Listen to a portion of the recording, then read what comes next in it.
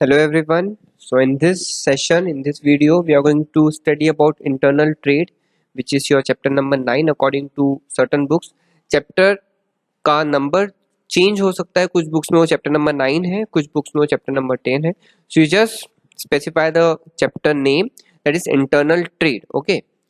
Now what do you mean by internal trade? हम इस chapter में ये पढ़ने वाले हैं कि ट्रेड क्या होता है, किस तरीके से होलसेल ट्रेड वर्क करता है, इंडिया में एक्सटर्नल ट्रेड होता है, इंटरनल ट्रेड होता है, किस तरीके से ये सब वर्क करते हैं.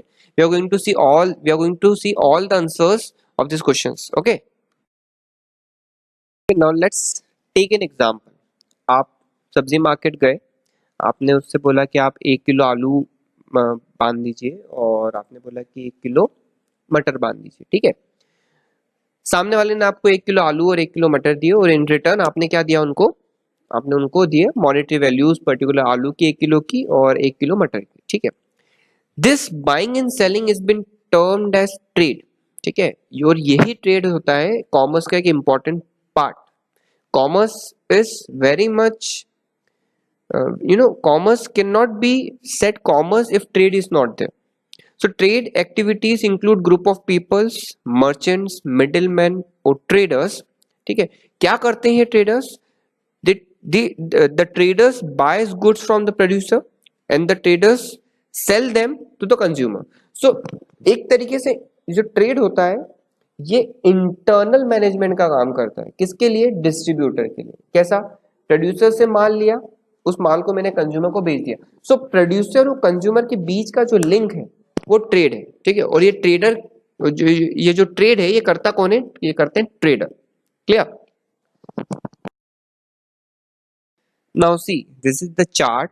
ट्रेड दो तरीके का होता है, एक होता है internal trade and the other one is external trade. Internal trade जो within the Indian boundaries, that is wholesale trade and retail trade, जिसको हमने सब डिवाइड किया.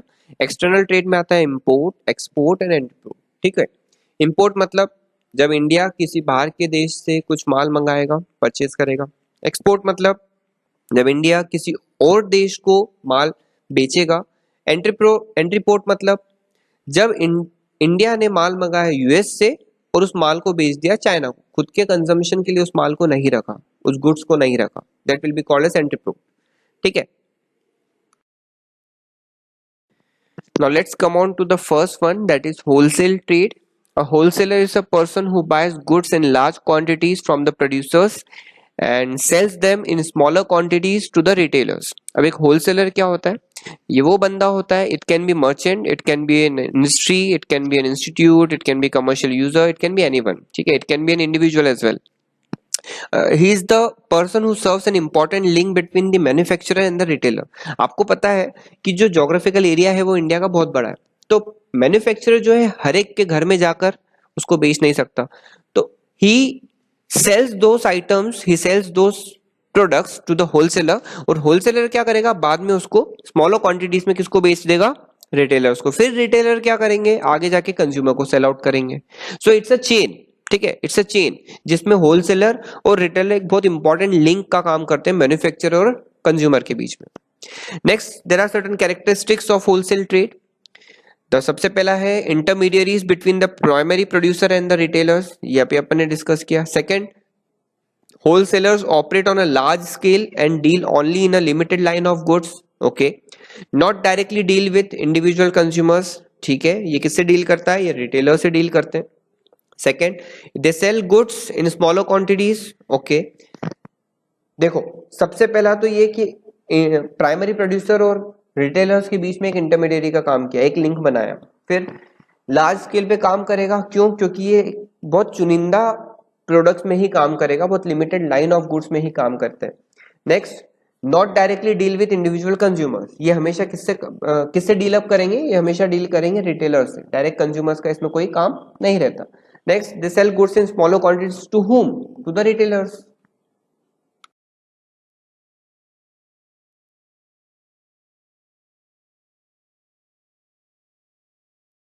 Now these are certain functions of wholesaler. The first one is assembling. Assembling का मतलब ये है कि wholesaler के पास जगह जगह से क्या आ रहा है? सामान आ रहा है. So wholesaler collects the goods from different manufacturers, and what the wholesaler do? Wholesaler stores them in one place, और वो वन प्लेस का नाम होता है स्टोरेज हाउस या फिर ware house.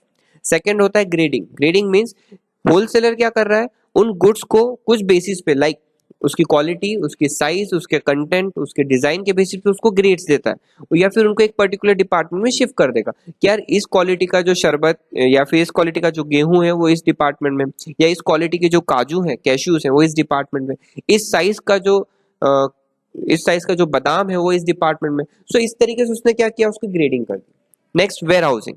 The goods are kept in warehouses for distribution to retailers whenever it is requirement. Transportation, goods are moved from one place to of production to the another place, from there to certain retailers, ये इसका काम भी कौन करता है, wholesaler. Then risk bearing, wholesalers assume great risk because whenever wholesaler buys or stores certain goods in a large quantity, तो large quantity में अगर गुड्स पड़ा हुआ है मार्केट में या फिर बोलना चाहिए वेयर हाउस में, तो उसके बिकने के चांसेस कम हो जाते हैं। उसके साथ में रिस्क हमेशा ये बना हुआ होता है कि बाय चांस अगर इसकी सप्लाई नहीं हो पाई, बाय चांस इस प्रोडक्ट की डिमांड नहीं बढ़ पाई, तो उसके प्रोडक्ट को बिकेगा कौन, उसके प्रोडक्ट को परचेज कौन करेगा, ठीक है।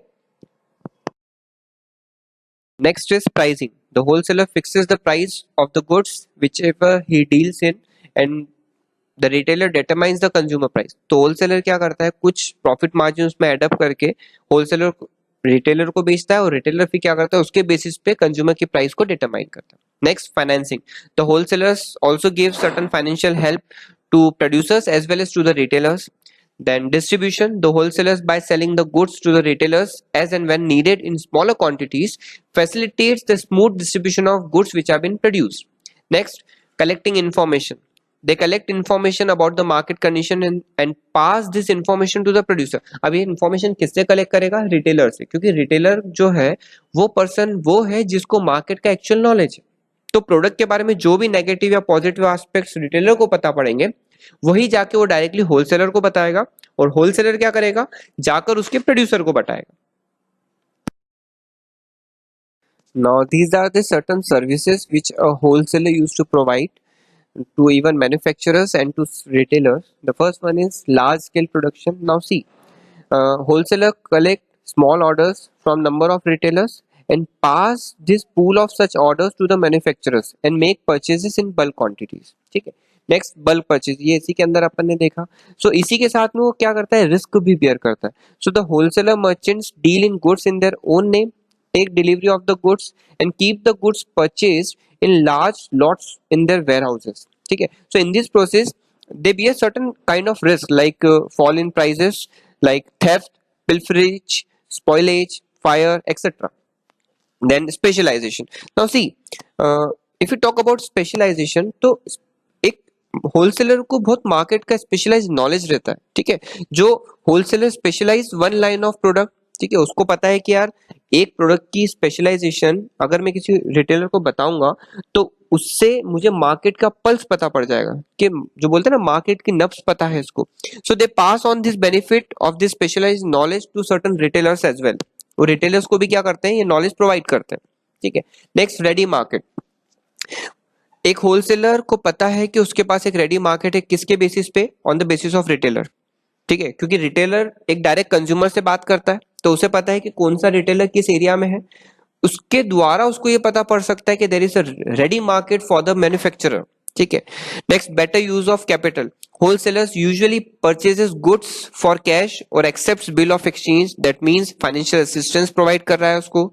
Next, warehousing. The wholesalers holds, or I should say the wholesaler takes delivery of goods when these are produced in factory and keep them in their godowns and warehouses. This reduces the burden of manufacturers of providing the storage facilities. तो manufacturer ने mass level पे production किया, ठीक है, mass level पे उसने production तो कर दिया, बट उस मास लेवल के प्रोडक्शन को रखेगा कहाँ, सेव कहाँ करेगा। तो ये काम, ये सर्विस कौन देता है, उसको होलसेलर देता है। उसने डिफरेंट डिफरेंट होलसेलर्स को माल बेच दिया, अब होलसेलर क्या करेंगे, अपने गोडाउन में उसको सेव करके रख लेंगे। Now see, next is supply of raw materials.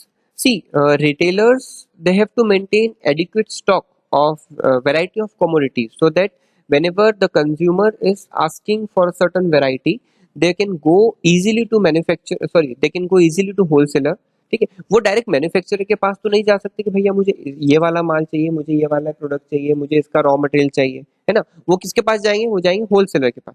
So the wholesaler provides this service to retailer for the availability of raw material और say for the availability of goods.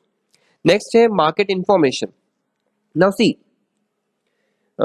if a wholesaler is constantly in touch with the retailer, the wholesaler can collect n number of information regarding the taste and preferences, regarding the fashion, regarding the trend which the consumer is going to have. So this information has been collected by this information has been collected by wholesaler, and this information has been passed on to the producer. Next, financing. ये हमने ऊपर भी देखा था, ऊपर वाले function में, कि wholesaler makes ready payments for purchases and even advances money to the manufacturers. उसी के साथ में वो क्रेडिट भी ग्रांट करता है on the basis of bills of exchange, ठीक है।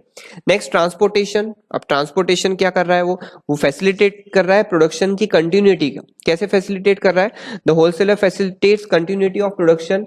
उसे पता है कि इकोनॉमी ऑफ स्केल कहाँ है, उसे पता है कि रॉ मटेरियल कहाँ डिलीवर करने, उसे पता है कि फिनिश गुड्स कहाँ डिलीवर करने। So this all are the activities which have been taken over by wholesaler, ठीक है।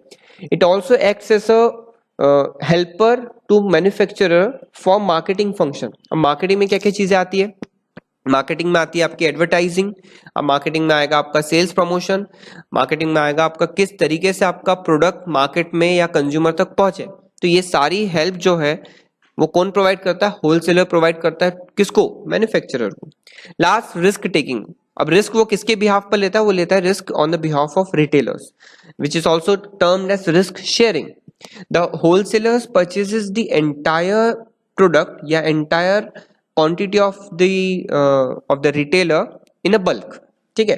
Being able to purchase the merchandise in smaller quantities, retailers are in a position to avoid certain risk of storage, पहली चीज। risk of obsolescence का मतलब होता है कोई भी टेक्नोलॉजी या कोई भी ऐसा पार्ट जो आज की तारीख में फैशन से बाहर हो चुका है। then reduction in prices, then demand fluctuations, price fluctuations in respect to larger quantities। अब लार्ज क्वांटिटी का प्रोडक्ट किसके हाथ में होता है, वो होता है होलसेलर के हाथ में। रिटेलर को सिर्फ स्मॉलर क्वांटिटी के प्रोडक्ट मिलते हैं, तो उस वजह से जो रिस्क रिटेलर का है वो रिस्क किसके बिहाफ पर हो जाता है, अब वो रिस्क हो जाता है होलसेलर के माथे। Clear? That's all from the session के होलसेलर क्या है, उसकी सर्विसेज क्या है। अगले उसमें हम देखेंगे कि रिटेलर क्या होता है, रिटेलर की सर्विसेज क्या होती है।